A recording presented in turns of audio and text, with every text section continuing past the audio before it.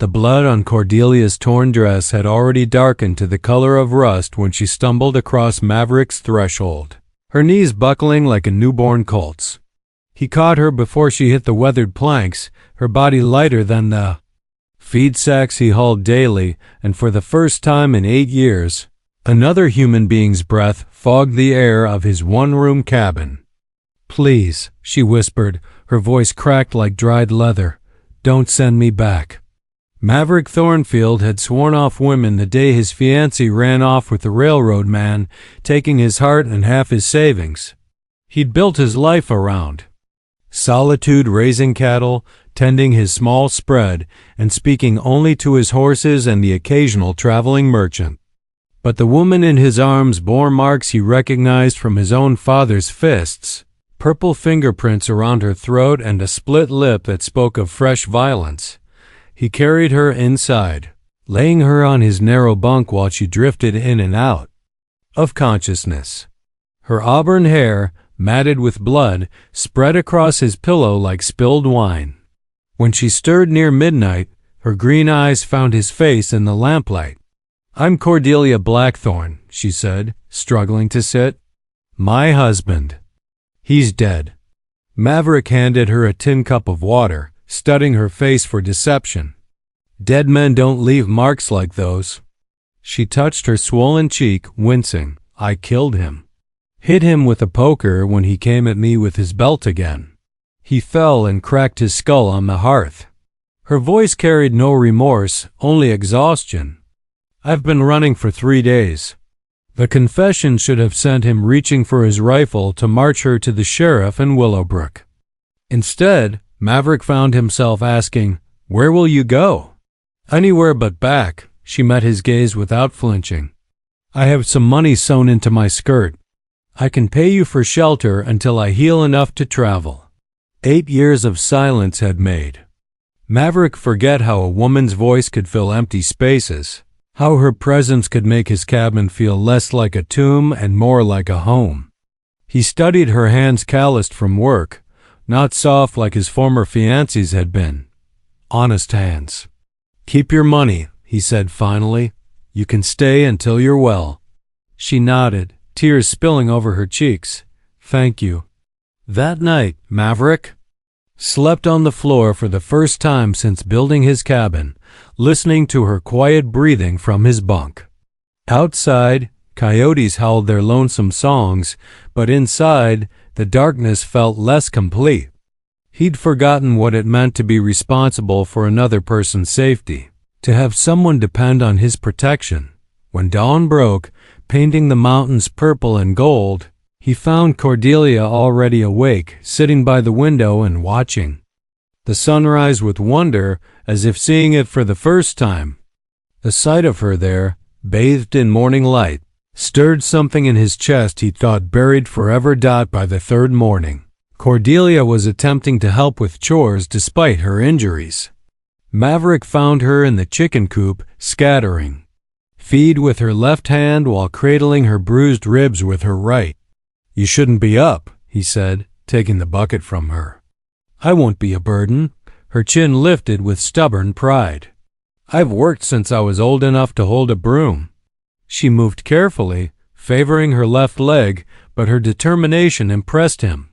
While he tended the cattle, she managed to prepare a simple breakfast of eggs and biscuits, the first hot meal he hadn't cooked himself in years. The taste of someone else's cooking, seasoned with care rather than mere necessity, brought unexpected moisture to his eyes. "Tell me about this place," she said as they ate, gesturing toward the mountains visible through his single window. "Built it myself after the war." Maverick rarely spoke of his past, but her genuine interest loosened his tongue. "Came west with nothing but my horse and a handful of silver dollars. Bought this land from a widow whose husband died in a mine cave-in." "It's beautiful," Cordelia said, and something in her voice made him look up from his plate. She was watching him, not the landscape. "Peaceful. Gets lonely," he admitted, then immediately regretted the confession. But Cordelia only nodded. "I know about loneliness. Even married, I was alone. That afternoon, while she rested, Maverick rode into Willowbrook for supplies. The general store owner, Murphy Kelligan, greeted him with unusual curiosity. "Heard there's been some excitement over in Copper Falls," Murphy said, leaning across the counter. "Woman killed her husband with a fireplace poker. Sheriff's offering $50 for information about her whereabouts." Maverick's blood chilled, but he kept his expression neutral. "That so? Nasty business. Though between you and me," Murphy lowered his voice, "Jeremiah Blackthorne was a mean drunk. Beat that poor woman something fierce. Half the town's probably hoping she gets clean away." The name confirmed what Maverick already knew. He purchased extra supplies, women's clothing, medical ointment, and better food than his usual beans and hardtack. When Murphy raised an eyebrow at the feminine additions, Maverick claimed he was expecting his sister to visit. Riding home, he wrestled with his conscience. $50 was more money than he saw in 6 months, enough to buy breeding stock or improve his cabin. But every time he considered turning her in, he remembered her broken voice saying, "Don't send me back." And the decision became impossible. He found Cordelia mending his torn shirt by lamplight, her needle moving in careful, practiced strokes. The domestic scene struck him with unexpected force. How natural she looked there. How right it felt to have someone waiting for his return. "I brought you some things," he said, setting down the package. She unwrapped it carefully, her eyes widening at the simple dress and undergarments. "You shouldn't have spent $50, he interrupted. Her face went pale. "What? That's the bounty on your head." Cordelia set down the needle, her hands trembling. "Are you going to turn me in?" Maverick looked at her, really looked at the way she'd made his sterile cabin feel alive, how she'd hummed while cooking breakfast, the grateful smile she'd given him when he'd helped her change her bandages. In 3 days, she'd reminded him what it felt like to live instead of merely existing. "No," he said, "but we need to talk about what comes next." The conversation stretched deep into the night, lit by flickering candle flames and punctuated by the distant howl of wind through the mountain passes. Cordelia told him about her marriage, how Jeremiah had seemed charming during their brief courtship, then revealed his true nature after their wedding vows were spoken. "He owned me," she said simply, "like his horses or his land. When I tried to leave the first time, he broke my wrist. Said he'd kill me if I ever tried again." Maverick had seen enough violence in the war to recognize the truth in her words. "What changed? Why fight back now?" "He came home drunk and found me packing." Her voice grew steady, matter of fact. "Said he was going to beat me to death this time, make it look like an accident. I believed him. So you defended yourself." "So I survived." She met his eyes. "I won't apologize for that." They sat in comfortable silence, the weight of shared understanding settling between them. Finally, Maverick spoke. "There's an old mining claim about 10 miles north. Abandoned shaft house with 4 walls and a roof. You could hide there while things cool down." "And then what? Run forever?" He'd been thinking about that very question. "My neighbor, Silas Whitmore, has family in California. Good people who don't ask many questions. I could arrange passage." "What about you?" The question caught him off guard. "What about me? You'd be alone again." Something in her voice made him look up. She was studying him with those green eyes, seeing more than he was comfortable revealing. "I've been alone for 8 years. I'll manage. Will you?" She leaned forward, candlelight dancing across her face. "Because from where I sit, you don't look like a man who's been managing. You look like a man who's been surviving, just like I was." The observation hit closer to truth than he cared to admit. For 8 years, he'd gone through the motions of living, eating when hungry, sleeping when tired, working to pass time. But living? Really living? That had stopped the day Elizabeth left him standing at the altar. "You don't know me," he said. "I know enough." Cordelia reached across the small table, her fingers brushing his. "I know you could have turned me in for that bounty, but you didn't. I know you gave me your bed and slept on the floor. I know you rode to town to buy me clothes and medicine, and you're planning to help me escape." Her touch sent electricity up his arm, warm and startling. "I also know," she continued, "that I've smiled more in 3 days here than I did in 5 years of marriage." The confession hung between them like morning mist. Maverick found himself studying her face, the way her auburn hair caught the light, how her split lip had healed enough to reveal her smile, the courage that shone in her eyes despite everything. She'd endured. "Cordelia, I'm not asking for promises," she said quickly. "I'm not asking for anything except ... Could I stay? Not hiding, but staying. With you." The question terrified him more than Confederate cavalry charges or angry bulls. Staying meant risk, not just the bounty hunters, but the risk of caring again, of opening his heart to someone who might leave. But as he looked at her, he realized she already had him caring. The past 3 days had shown him what he'd been. Missing what his life could be with someone to share it. The bounty will fade with time. People forget. And if they don single quotes ... She squeezed his hand. "Then we'll face it together."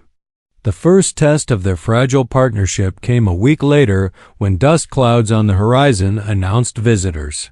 Maverick spotted them from the ridge while checking fence lines, 3 men on horseback, riding with purpose toward his cabin.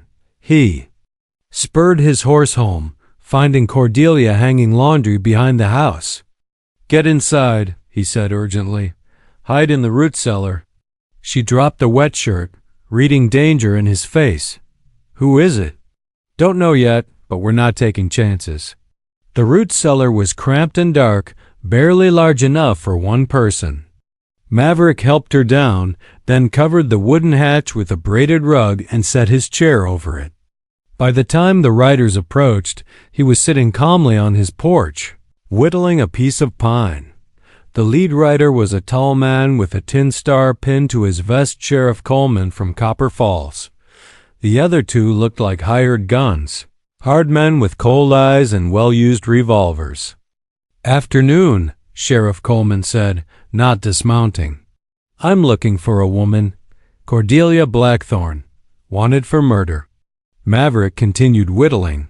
"Don't know any Cordelia. She killed her husband 6 days ago. We tracked her this direction." Before losing the trail in the rocky country, Coleman's eyes swept the cabin, the corral, the small garden Cordelia had started. "You seen any strange women around here?" "Mister, I see maybe 3 people a month out here. Last woman I talked to was Murphy Kelligan's wife when I bought supplies 2 weeks back." One of the hired guns dismounted, studying the ground near the... "Well, fresh footprints here, small like a woman's." Maverick's pulse quickened, but he kept whittling. "My boots are size 8. Maybe they look smaller to a man your size." The sheriff's eyes narrowed. "Mind if we look around?" "I do mind, actually." Maverick set down his knife and stood slowly, his hand resting near his gun belt. "This is private property, and you don't have a warrant. Don't need one to pursue a murderer. You need one to search my home without cause." Maverick's voice hardened. "And I'm telling you there's no one here but me." The tension stretched tight. As a fiddle string, the hired guns looked eager for trouble, but Sheriff Coleman was older, more cautious. After a long moment, he nodded to his men. "We'll be checking with your neighbors," Coleman said. "If you're lying, we'll be back with more." Then questions. They rode off in a cloud of dust, leaving Maverick standing alone on his porch. He waited 10 full minutes before helping Cordelia out of the root cellar. She was shaking, dirt in her hair and tears on her cheeks. "They'll be back," she said. "Maybe." He brushed the dirt from her dress with gentle hands. "But not today." That evening, they sat by the fire discussing their options. The walls of the cabin felt closer, the isolation more precarious. "I should leave," Cordelia said. "Find that mining shack you mentioned. Running won't solve anything. They'll keep looking." "Then what do you suggest?" Maverick had been thinking about it all afternoon. "We get married." She stared at him. "What? A wife can't testify against her husband. And a married woman living with her husband isn't suspicious." He met her eyes. "It would be practical. Protection for both of us. Practical." Her voice was flat. "I didn't mean." He ran a hand through his hair, frustrated. "Cordelia, I care about you. More than I thought possible after just 1 week. But I won't lie and say this is a grand romance. We're two people who need each other, trying to build something good from broken pieces." She was quiet for so long he thought she'd refuse. Finally, she spoke. "I was married for practicality once. It nearly destroyed me. This would be different." "How?"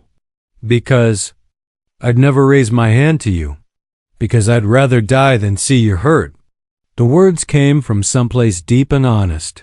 "Because when I imagine tomorrow, I can't picture it without you in it." Tears slipped down her cheeks. "Is that enough?" "I don't know," he admitted, "but it's more than most people start with. And maybe, if we're lucky, it could grow into something more." She nodded slowly. "When?" "Tomorrow, before they come back." They rode to Willowbrook at dawn, Cordelia wearing the simple dress Maverick had bought her and a borrowed hat that shadowed her face. The town was barely stirring to life, smoke rising from chimneys. A few early merchants opening their shops. Reverend Timothy Ashworth lived in a small house behind the church, a kind man who'd buried Maverick's father and baptized half the children. In the valley, he answered their knock in his nightrobe, blinking sleep from his eyes. "Maverick? What brings you here so early?" "We need to be married, Reverend, this morning." Ashworth's eyebrows rose as he looked between them. "Well, I certainly. Let me get dressed." He studied Cordelia's face, noting the fading bruises. "Are you quite certain about this, my dear?" "Yes," she said firmly. "I am." The ceremony was brief and simple. No flowers, no music. Just the three of them in the small sanctuary with morning light streaming through colored glass windows. When Reverend Ashworth asked if anyone objected to their union, Maverick half expected Sheriff Coleman to burst through the doors. Instead, there was only silence and the sound of birds singing outside. "You may kiss your bride," Ashworth said. With a gentle smile, Maverick turned to Cordelia, suddenly nervous. She looked beautiful in the rainbow light from the windows, her green eyes reflecting colors like deep water. He leaned down and kissed her softly, tasting hope and possibility. On her lips, "Mr. and Mrs. Thornfield," the Reverend announced. "May God bless your union." They signed the marriage certificate with careful strokes, making it official. Mrs. Cordelia Thornfield. The name felt strange and wonderful on Maverick's tongue. On the ride home, they were quiet, both processing what they'd done. The practical marriage felt less practical now, weighted with promise and uncertainty. "Regrets?" Maverick asked as they crested the hill overlooking their cabin. "None," she said. "You?" "Only that we didn't have time for a proper wedding." "You deserve better than a rushed ceremony in borrowed clothes." "I've had a proper wedding," she reminded him. "Big church, fancy dress, three-piece band." It meant nothing because the groom was a monster. She looked at him with serious eyes. Today meant something. That afternoon, while Cordelia rearranged the cabin to accommodate 2 people permanently, Maverick rode to Silas Whitmore's spread. His neighbor was a weathered man in his 60s, running cattle on land that bordered Maverick's to the east. "Married?" Silas whistled low. "Well, I'll be damned. Didn't even know you were courting anyone." "It was sudden," Maverick admitted. "Silas, I need a favor. If anyone comes asking about my wife, Sheriff already did. Came by yesterday looking for some woman. Told him I hadn't seen hide nor hair of any strangers. Silas's eyes were knowing. Course, I also told him you'd gotten married to a widow. Woman from back east. Said she seemed real nice when I met her at Sunday service last month. Maverick stared at him. You lied to the law. Did I? Silas grinned. Seems to me I was just getting my months confused. Easy mistake for an old man to make. He clapped Maverick on the shoulder. Your wife seems like good people. Sometimes good people need protecting from bad situations. The casual acceptance meant more than Maverick could express. He rode home feeling lighter, more hopeful about their chances. That evening, they shared their first meal as husband and wife. Cordelia had made venison stew and cornbread, filling the cabin with rich aromas that spoke of home and permanence. Silas. Covered for us, Maverick told her. Told the sheriff we've been married for months. Relief washed over her face. And he believed it? Seemed to. But we'll need to be careful. Act like a real married couple when anyone's around. How do real married couples act? The question was innocent, but it highlighted how little they knew about being together. I guess we'll figure it out as we go. Later, as they prepared for bed, the question of sleeping arrangements loomed large. The cabin had only one bed, and their marriage, while legal, remained unconsummated. I'll take the floor, Maverick said. This is your home, your bed. Our home now, our bed. He met her eyes. But I won't pressure you into anything you're not. Ready for? She nodded gratefully. Thank you. They lay side by side in the darkness, careful not to touch, listening to each other breathe. But somehow, despite the awkwardness, Maverick felt more at peace than he had in years. Tomorrow would bring new challenges, but tonight, he wasn't alone. 3 weeks into their marriage, Sheriff Coleman returned with a different attitude and fewer. Man. He came alone this time, his horse moving at an easy walk rather than the urgent pace of his previous visit. Maverick was repairing fence posts when he spotted the dust cloud, and by the time Coleman reached the cabin, Cordelia was hanging. Laundry on the line, a picture of domestic tranquility. Mrs. Thornfield. Coleman touched his hat brim politely. Sheriff, she replied with calm dignity, not missing a beat. Ma'am, I wonder if I might have a word with your husband. Maverick set down his hammer and walked over, slipping his arm around Cordelia's waist in what he hoped looked like natural affection. Her body tensed for just a moment before relaxing into his touch. Sheriff, Maverick nodded, what brings you by? Following up on that Blackthorn woman I asked about before. Got word she might have headed toward California after all. Train? Station master in Denver thinks he remembers selling a ticket to a woman matching her description. Maverick kept his expression neutral. That so? Seems likely she's long gone from these parts. Coleman's eyes swept over their domestic scene, the drying laundry, the improved garden, the general air of settled married life. Sorry to have bothered you folks. After he left, Maverick and Cordelia stood frozen in their embrace until the dust settled, then stepped apart as if burned. Do you think he believed it? She asked. I think so. We looked ... married. The word hung between them, heavy with implications. They were legally married, living as man and wife, sharing a bed each night with careful respect for boundaries neither had explicitly defined. But they existed in a strange limbo, more than friends, less than lovers, bound by necessity but growing into something deeper.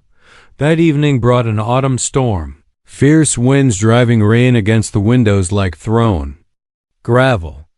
Cordelia was mending by lamplight when lightning split the sky, illuminating the cabin in stark white. Thunder followed immediately, shaking the walls. Bad one, Maverick said, setting down his account book. The next flash was even closer. The Thunder simultaneous and deafening. Cordelia dropped her sewing, her face pale. I hate storms. Why? Jeremiah used to. When it stormed, he'd get drunk and mean. Said the thunder reminded him of his father's voice. She wrapped her arms around herself. I learned to hide when the weather turned. Maverick moved to sit beside her on the narrow couch he'd built. You don't have to hide anymore. Another lightning strike, this one hitting something nearby. The crash that followed wasn't thunder, it was the sound of a tree falling. Cordelia flinched, and without thinking, Maverick pulled her against his chest. She came willingly, burying her face in his shirt while the storm raged outside. He stroked her hair, murmuring reassurances, and gradually felt her trembling subside. Better? He asked when the worst had passed. She looked up at him, their faces inches apart. Maverick ... The kiss happened naturally, neither of them sure who moved first. It was soft and hesitant at first, then deeper as she responded, her hands fisting in his shirt. When they broke apart, both were breathing hard. I'm sorry, he said. I shouldn't have. Don't apologize. Her voice was steady. I wanted you. 2. They sat in charged silence, the storm moving away into the distance. Finally, Cordelia spoke. I care about you. More than I expected to, more than is probably wise. Wise or not, I feel the same. Even knowing what I am, what I did? He cupped her face in his hands. You're a woman who survived. You're brave and strong and kind. You're my wife. He paused. If you want to be, in every way. She searched his eyes. What are you asking? I'm asking if you'd like to make this marriage real. Not just paper and convenience, but real. Her answer was another kiss, longer and more certain than the first. When they parted, she rested her forehead against his. Yes, she whispered. I'd like that very much. That night, for the first time since their wedding, they came together as husband and wife in truth as well as name.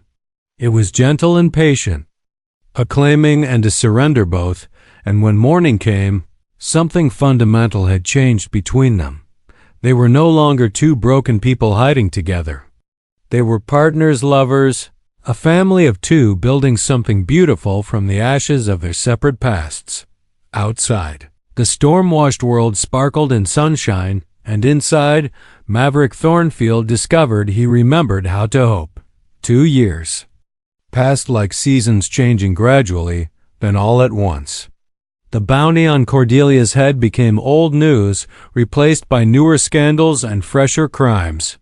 Sheriff Coleman stopped visiting entirely, and gradually, the fear that had shadowed their early days together faded into memory. Their love grew like the garden Cordelia tended slowly, carefully, becoming more beautiful with each passing season. Maverick learned the sound of her laughter, the way she hummed while cooking, how she cried reading letters from the sister she'd reconnected with in California. Cordelia discovered his dry sense of humor, his unexpected gentleness with injured animals, the way he still sometimes woke reaching for her, as if he couldn't quite believe she was real. The cabin expanded too. Maverick built an additional room, then a proper kitchen, then a front porch where they could sit evenings and watch the sunset paint the mountains purple and gold. What had been a bachelor's shelter became a home. On a crisp October morning, Cordelia stood at the stove making breakfast when dizziness overwhelmed her. She gripped the counter, breathing carefully until it passed. You all right? Maverick looked up from the account books he'd been reviewing. Just tired. But it wasn't tiredness, and they both knew it. Dr. Harrison from Willowbrook confirmed what they'd suspected. Congratulations, Mrs. Thornfield. You're going to have a baby. They rode home in wonder, hands clasped, neither quite able to speak. A baby new life growing from their love, a future neither had dared imagine 2 years earlier. Are you happy? Cordelia asked as they crested the hill overlooking their land. Terrified, Maverick admitted. And happier than I've ever been. The baby came in early summer, a daughter with Cordelia's green eyes and Maverick's stubborn chin. They named her Hope for what she represented, for what she'd given them both. Maverick held his daughter on the porch that first evening home from town, marveling at her tiny fingers and the trust in her sleepy gaze. Cordelia dozed in the rocking chair he'd made specially for her, exhausted but radiant. "I used to think I was cursed," he said softly, not wanting to wake either of his girls. "After Elizabeth left, after 8 years alone, I thought I was meant to be by myself. And now?" Cordelia's eyes were closed, but she was listening. "Now I think maybe I was just waiting. For you. For this." He looked around at their home, their land, their future sleeping peacefully in his arms. For a life worth living. As if sensing his words, Baby Hope opened her eyes and looked directly at him. In that moment, Maverick Thornfield, who had hidden from love for 8 long years, finally understood what it meant to be found. Years later, when Hope was old enough to ask about her parents' story, they would tell her about the stormy night when her mother appeared on their porch like an answer to a prayer neither had thought to pray. They would speak of broken hearts learning to trust again, of 2 wounded souls finding healing in each other's arms. But mostly, they would tell her about love, how it could grow in the most unlikely soil, how it could transform strangers into family, how it could take the loneliest people and make them whole. The old American West was full of such stories, tales of hardship and survival, of people building new lives from the ruins of old ones. But few were as sweet as the love story that bloomed in a small cabin nestled between mountains and sky, where a cowboy who had lived alone for 8 years discovered that sometimes the best things in life arrive when you least expect them, battered and broken but carrying the seeds of everything beautiful yet to come. In the end, Cordelia Blackthorne had indeed killed her past not with violence, but with the courage to choose love over fear, hope over despair, and the faith to believe that even the most broken hearts could learn to beat in harmony with another. And in the vast wilderness of the American frontier, their love story became legend whispered around campfires and shared in general stores. A reminder that redemption was always possible for those brave enough to reach for it. The cowboy lived alone no more.